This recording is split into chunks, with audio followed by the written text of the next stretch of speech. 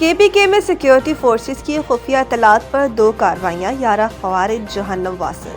ISPR کی جانب سے بتایا گیا کہ سیکیورٹی فورسز نے شمالی وزیرستان ضلع میں خوارج کی موجودگی کی اطلاع پر انٹیلیجنس بنیادوں پر کارروائی کی۔ کارروائی کے دوران اپنے دستوں نے خوارج کے ٹھکانے کو مؤثر انداز میں نشانہ بنایا اور شدید فائرنگ کے تبادلے کے بعد 6 خوارج کو جہنم واصل کر دیا۔ ضلع قرم میں پولیس اور سیکیورٹی فورسز نے ایک اور مشترکہ انٹیلیجنس بنیادوں پر کارروائی انجام دی، جس میں فائرنگ کے تبادلے کے دوران 5 خوارج کو ہلاک کر دیا گیا۔ پاک فوج کے شعبہ تعلقات عامہ کے مطابق ہلاک ہونے والے بھارتی سرپرستی یافتہ خوارج سے اسلحہ اور گولہ بارود بھی برآمد ہوا۔ خوارج سیکیورٹی فورسز اور قانون نافذ کرنے والے اداروں کے خلاف متعدد دہشت گرد سرگرمیوں اور بے گناہ شہریوں کی ٹارگٹ کلنگ میں ملوث رہے تھے۔ ISPR کی جانب سے مزید بتایا گیا کہ علاقے میں موجود کسی بھی دوسرے بھارتی سرپرستی یافتہ خارجی کے خاتمے کے لیے سرچ اور کلیئرنس آپریشن جاری ہے۔ ٹرمپ نے ایک بار پھر پاک بھارت جنگ رکوانے 8 طیارے گرنے کا ذکر کر دیا۔ وائٹ ہاؤس میں صحافیوں سے گفتگو کرتے ہوئے امریکی صدر نے کہا کہ میں نے پاکستان اور بھارت سمیت 8 جنگیں رکوائیں، اور پاکستانی وزیر اعظم نے بھی کہا کہ میں نے جنگ رکوا کر لاکھوں جانیں بچائیں۔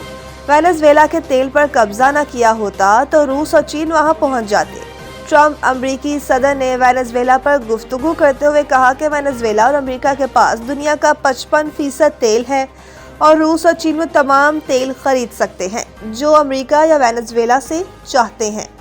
ٹرمپ کا مزید کہنا تھا کہ پیوٹن یورپ سے نہیں امریکہ سے ڈرتے ہیں۔ چین اور روس کے عوام سے پیار کرتا ہوں۔ پیوٹن اچھے انسان ہیں لیکن انہوں نے مایوس کیا ہے۔ ہم نہیں چاہتے روس یا چین گرین لینڈ جائیں۔ امریکی صدر ٹرمپ کا کہنا تھا کہ گرین لینڈ نہیں لیتے تو آپ کا اگلا پڑوسی روس یا چین ہوگا۔ فی الحال گرین لینڈ سے متعلق مختلف پہلوؤں پر غور جاری ہے اور گرین لینڈ کے لیے رقم پر بھی ابھی بات نہیں ہو رہی۔ اس علاقے کے مالی معاملات پر فیصلہ بعد میں ہوگا۔ ترکی نے پاک سعودی دفاعی اتحاد میں شامل ہونے کی خواہش ظاہر کر دی۔ امریکی جریدہ میڈیا ادارے بلومبرگ نے دعویٰ کیا ہے کہ پاکستان، ترکی اور سعودی عرب کے دفاعی اتحاد مشرق وسطیٰ اور اس سے بہت آگے تک طاقت کا توازن تبدیل ہو جائے گا۔ خیال رہے کہ پاکستان اور سعودی عرب نے گزشتہ برس مشترکہ دفاعی معاہدے پر دستخط کیے تھے، جس میں لکھا گیا تھا کہ کسی ایک ملک کے خلاف جارحیت دونوں ملکوں کے خلاف جارحیت تصور کی جائے گی۔ پاک سعودی معاہدے کی یہ بات نیٹو اتحاد کے آرٹیکل 5 کی طرح ہے اور ترکی پہلے سے نیٹو اتحاد کا رکن ہے۔ بلومبرگ کے مطابق ترکی کو پاک سعودی دفاعی اتحاد میں شامل کرنے کے لیے تینوں ملکوں کے درمیان معاہدہ جلد ممکن ہے۔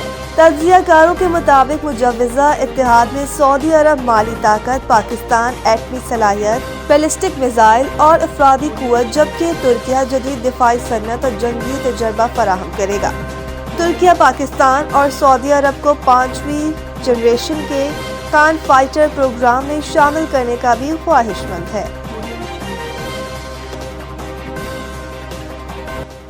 نیشنل بینک میں متوفی ملازمین کے بچوں کی ملازمت سے متعلق ہائی کورٹ کا فیصلہ کالعدم قرار۔ سپریم کورٹ نے نیشنل بینک کے صدر کو 3 ماہ میں درخواستوں پر فیصلہ کر کے آگاہ کرنے کی ہدایت کر دی۔ سپریم کورٹ نے 2019 اور 2022 میں دی گئی درخواستوں کو اس وقت کی نافذ پالیسی کے تحت دیکھنے کا حکم دے دیا۔ سپریم کورٹ نے کہا کہ متوفی ملازمین کے بچوں کی درخواستیں برسوں تک زیر التوا رہیں، کوئی فیصلہ یا رد عمل سامنے نہیں آیا۔ جنرل پوسٹ آفس کیس کا فیصلہ سابقہ پالیسیوں پر ماضی سے لاگو نہیں ہو سکتا۔